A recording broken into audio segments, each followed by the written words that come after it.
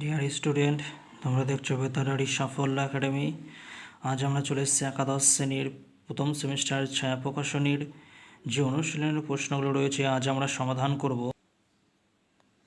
আজ আমরা ইউনিট 2 পাশ্চাত্য দর্শনের ভূমিকা, এই ইউনিট 2 এর প্রথম অধ্যায় যে দর্শনের স্বরূপ ও শাখাসমূহ, এই অধ্যায়ের প্রত্যেকটা প্রশ্ন আজ আমরা দেখব, সমাধান করব।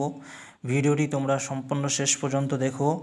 এর আগে আমরা ভারতীয় দর্শনের প্রথম থেকে সপ্তম অধ্যায় পর্যন্ত সমস্ত প্রশ্ন সমাধান করে দিয়েছি। যারা যারা দেখোনি তারা অতি অবশ্যই প্লেলিস্টে গিয়ে ভিডিওগুলো দেখে এসো।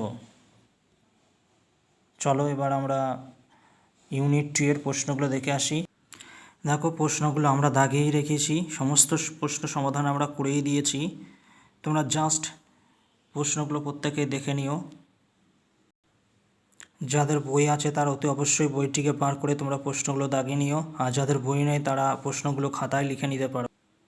এখান থেকে বহু প্রশ্ন পরীক্ষায় কিন্তু আসতে পারে, প্রশ্নগুলো খুবই ভালো।